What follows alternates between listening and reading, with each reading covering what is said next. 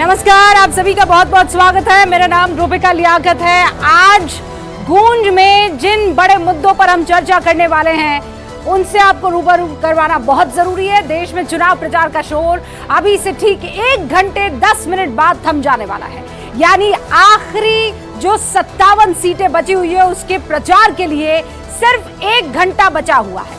आज से 76 दिन पहले जो चुनावी शोर चुनाव की तारीखों के ऐलान के साथ शुरू हुआ था वो 543 सीटों से धीरे धीरे सिमटते हुए आखिरी घंटे तक पहुंच चुका है। और इस दौरान अगर पक्ष और विपक्ष के बड़े नेताओं के चुनाव प्रचार का आकलन किया जाए तो इसमें सबसे आगे प्रधानमंत्री नरेंद्र मोदी दिखाई दे रहे हैं।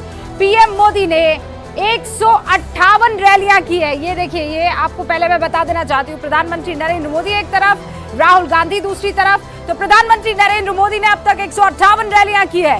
राहुल गांधी के खाते में 71 रैलियां आई है। रोड शो के मामले में अगर इन दोनों का कंपैरिजन करना चाहूं तो पीएम मोदी आगे दिखते हैं।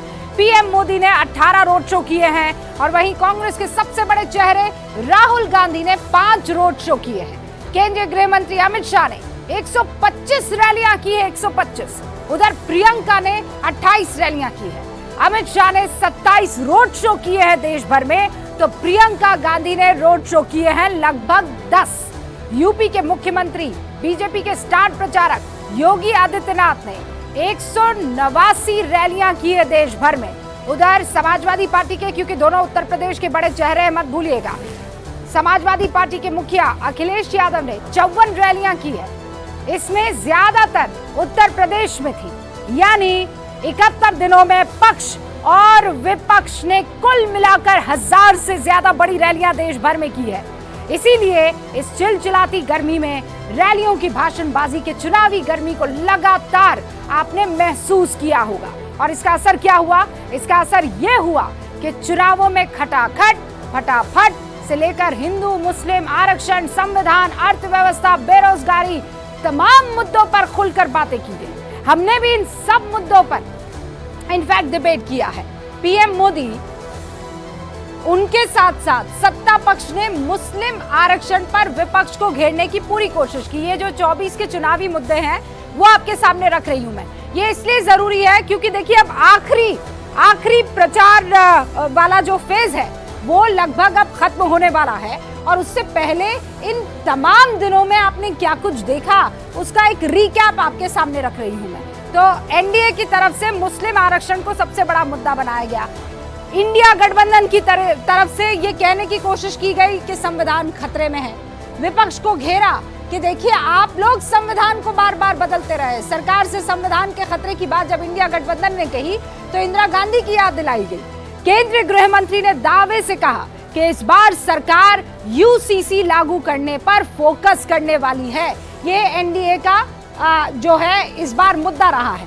तो शशि थरूर की तरफ से आया कि उनकी सरकार आते ही मनी लॉन्ड्रिंग के खिलाफ जो यूएपीए कानून बना है ना, उसे खत्म कर दिया जाएगा। बीजेपी ने विपक्ष पर आरोप लगाया कि विपक्ष सत्ता में अगर आता है तो महिलाओं के मंगलसूत्र तक छिन जाएंगे।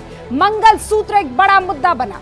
विपक्ष की तरफ से बार बार कहा जा रहा था कि संसाधनों का सर्वेक्षण होगा, हम एक बकायदा सर्वे करवाएंगे। और ये बात खुद राहुल गांधी की तरफ से आई थी।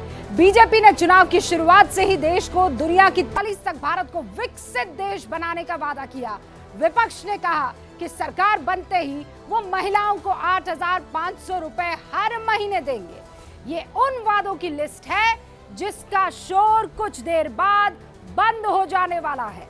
लेकिन सियासत थमने वाली नहीं है, ये आप भी बहुत अच्छे से जानते हैं।